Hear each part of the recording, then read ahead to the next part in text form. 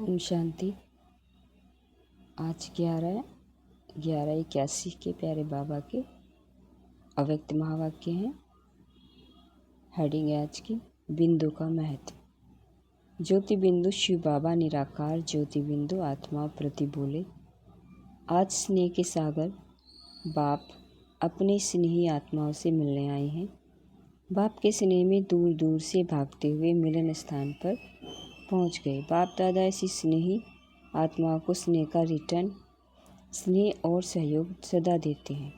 अब भी दे रहे हैं और देते रहेंगे। सर्व स्थानों की स्नेही आत्माएं अब भी सूक्ष्म फरिश्तों के रूप में इस मिलन सभा में सम्मुख हैं। बाप दादा डबल सभा देख रहे हैं। एक साकारी शरीरधारी इस धरनी पर बैठे हुए हैं, दूसरे आकारी रूपधारी जिन्हों को इस धरनी के स्थान की आवश्यकता नहीं। धरनी से ऊपर लाइट रूप में लाइट के आसनधारी जो थोड़े स्थान पर बहुत दिखाई दे रहे हैं। तो दोनों स्वभाव को बाप दादा देख हर्षित हो रहे हैं। बाप दादा बच्चों के स्नेह की शक्ति देख रहे हैं कि स्नेह की शक्ति के आधार पर सेकंड में कितनी भी दूर से समीप पहुंच जाते हैं। जितनी स्नेह की शक्ति महान है उतनी सम्मुख पहुंचने की स्पीड महान है। कितने अमूल्य रतन सामने आ रहे हैं। एक एक रतन की महिमा महान है। किस किस महारथी का वर्णन करें। क्षमा के ऊपर परवाने आ रहे हैं। सभी बच्चों को बाप दादा सदा सहजयोगी भव का वरदान दे रहे हैं। सिर्फ एक बिंदी को याद करो। सबसे सरल मात्रा बिंदी है, तो बाप दादा सिर्फ बिंदी का ही हिसाब बताते हैं। स्वयं भी बिंदी रूप बनो, याद भी बिंदु को करो और ड्रामा के हर दृश्य को जाने करने के बाद बिंदु की मात्रा लगा दो। एक बिंदु की मात्रा में आप बाप और रचना सब आ जाता है। तो जानना ही क्या है बिंदु, करना भी क्या है बिंदु को याद। इसी बिंदु की मात्रा के महत्व को जान सदा सहजयोगी बन सकते हो। कितना भी बड़ा विस्तार है लेकिन समाया हुआ बिंदु में है। बीज बिंदु, उसी में सारा वृक्ष समाया हुआ है। आत्मा बिंदु, उसी में 84 जन्मों के संस्कार समाये हुए हैं। 5000 वर्ष के ड्रामा को अब संगम के अंत में समाप्त कर रहे हो। अब ड्रामा का चक्र पूरा हुआ, अर्थात जो चक्र बीत चुका उसको फुल स्टॉप अर्थात बिंदी लगाए। बिंदी बन अब घर जाना है। बिंदु के साथ बिंदु बनकर जाना है। घर भी सर्व बिंदुओं का घर है। संकल्प कर्म संस्कार सब मर्ज अर्थात बिंदी लगी हुई है। समाप्ति की मात्रा ही बिंदी है। सर्वगुण सर्वज्ञान के खजानों के सागर, लेकिन सागर भी है बिंदु। संबंध और संपर्क में भी जाओ तो सर्व के मस्तक में क्या चमक रहा है? बिंदु। सर्व कार्यकर्ता कौन है? बिंदु ही है ना। चाहे धरनी से चंद्रमा तक पहुँचे तो भी बिंदु पहुँचा। चाहे आप साइलेंस की शक्ति से 3 लोगों तक पहुँचते हो तो भी कौन पहुँचता? बिंदु। साइंस की शक्ति या साइलेंस की शक्ति निर्माण करने की शक्ति या निर्वाण में जाने की शक्ति है, तो बिंदु है ना। बीज से इतना सारा वृक्ष विस्तार को पाता, लेकिन विस्तार के बाद समाता किस में है? बीज अर्थात बिंदु में। तो अनादि अविनाशी है ही बिंदु। आप भी 3 कालों की नॉलेज, 3 लोगों की नॉलेज प्राप्त करते हो, लेकिन प्राप्त करने वाला कौन? बिंदु। आदि से अंत तक वैरायटी पार्ट बजाया, लेकिन पाठधारी कौन? किसने पाठ बजाया? बिंदु ने। तो महत्व सारा बिंदु का है और बिंदु को जाना तो सब कुछ जाना, सब कुछ पाया। बिंदु रूप में स्थित हो। जो संकल्प करो, जो भावना रखो, जो बोल बोलो, जो कर्म करो, जैसे बिंदु महान है वैसे सर्व बातें महान हो जाती हैं, अर्थात स्वतः श्रेष्ठ हो जाती हैं। आत्मिक एनर्जी भी बिंदु है। जो स्थापना की एनर्जी है और विनाशकारी भी एटॉमिक एनर्जी बिंदु है। विनाश भी बिंदु से होता है, स्थापना भी बिंदु से होती है। सृष्टि चक्र के आदि में भी बिंदु बन उतरते हो, अंत में भी बिंदु बन जाते हो। तो आदि अंत का स्वरूप भी बिंदु हुआ। कितना सहज हो गया। एक बिंदु को याद करना मुश्किल है क्या? स्कूल में भी छोटे बच्चे बिंदु की मात्रा सहज लगा सकते हैं। कहाँ भी पेंसिल को रख दे तो बिंदु हो जाएगी। तो इतनी सहज मात्रा याद नहीं रहती। इससे सहज और क्या बता सकते हैं? इससे सहज कुछ है? भक्ति में तो लंबा चौड़ा आकार याद करते हो, बुद्धि में भावना द्वारा चित्र बनाते, तब भक्ति सिद्ध होती। यहाँ तो नॉलेज द्वारा सिर्फ क्या सामने रखते हो? बिंदु। इसी बिंदु की स्मृति द्वारा स्वयं ही सिद्धि स्वरूप बन जाते। तो क्या सहज हुआ? बिंदु, बुद्धि में बिंदु लगाना या आकार इमर्ज करना। इसलिए सहज योगी बनो। बिंदु को जानो तो सदा सहज है। तो स्नेह का रिटर्न सहज साधन द्वारा सहज योगी भव। तो सभी सहज योगी बन गए ना। विस्तार में जाते हो तो मुश्किल में चले जाते हो, क्योंकि विस्तार में जाने से क्वेश्चन मार्क बहुत लग जाते हैं। इसलिए जैसे क्वेश्चन मार्क की मात्रा स्वयं ही टेढ़ी है, तो क्या क्या कि क्वेश्चन मार्क के टेढ़े मार्ग पर चले जाते हो। बिंदु बन विस्तार में जाओ तो सार मिलेगा। बिंदु को भूल विस्तार में जाते हो तो जंगल में चले जाते हो, जहाँ कोई सार नहीं। बिंदु रूप में स्थित रहने वाले सारयुक्त, योगयुक्त, युक्तियुक्त स्वरूप का अनुभव करेंगे। उन्हों की स्मृति, बोल और कर्म सदा समर्थ होंगे। बिना बिंदु बनने के विस्तार में जाने वाले सदा क्यों क्या के व्यर्थ बोल और कर्म में समय और शक्तियाँ भी व्यर्थ गंवाएंगे, क्योंकि जंगल से निकलना पड़ता है। तो सदा क्या याद रखेंगे? एक ही बात, बिंदु सहज है ना। इसमें भाषा जानो न जानो, लेकिन बिंदु तो सब भाषा में है। और कुछ भी न जान सको, लेकिन बिंदु शब्द को तो जान जाएंगे। समझा क्या करना है?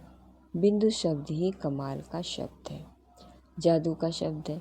बिंदु बनो और ऑर्डर करो तो सब तैयार है।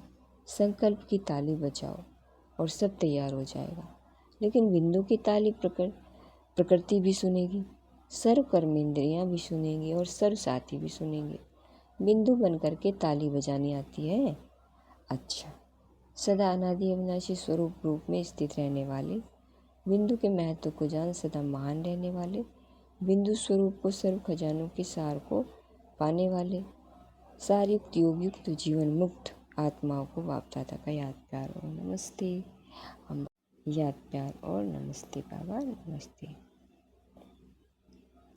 टीचर्स के साथ बाबा मुलाकात कर रहे हैं। रूहानी सेवादारी का अर्थ है रूहानी खजानों से संपन्न, तभी रूहानी सेवादारी बन सकते हो। सेवादारी अर्थात देने वाला, सेवा द्वारा सुख देने वाला, इसको कहते हैं सेवादारी। तो देने वाला जरूर स्वयं संपन्न होगा, तब तो औरों को दे सकेगा। तो सेवादारी अर्थात मास्टर सुखदाता, मास्टर शांतिदाता, मास्टर ज्ञानदाता। दाता सदा संपन्न मूर्त होते हैं। जैसे स्वयं होंगे वैसे औरों को बनाएं। अगर स्वयं में किसी भी शक्ति की कमी है तो औरों को भी सर्वशक्तिवान नहीं बना सकते हैं। रूहानी सेवादारी अर्थात सर्वशक्तिवान। रूहानी सेवादारी अर्थात एवर रेडी और ऑलराउंड सेवादारी सच्चे सेवादारी है। सच्चे सेवादारी के सर्व लक्षण अपने में अनुभव करते हो। जो संपन्न होंगे वह सदा संतुष्ट होंगे। सर्व को संतुष्ट करने किसी भी प्रकार की अप्राप्ति असंतुष्टता पैदा करती है। सर्व प्राप्ति है तो सदा संतुष्ट रहना और संतुष्ट करना, उसकी विधि है संपन्न और दाता। दोनों बातें चाहिए। कोई संपन्न हो लेकिन दाता ना हो तो भी संतुष्ट नहीं कर सकते।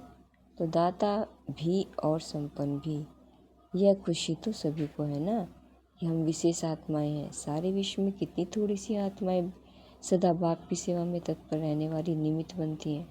तो जो कोटों में कोई में कोई आत्माएं निमित्त बनती हैं, उसमें हमारा ही पार्ट है, हमारा नाम है। ये कितनी बड़ी खुशी है।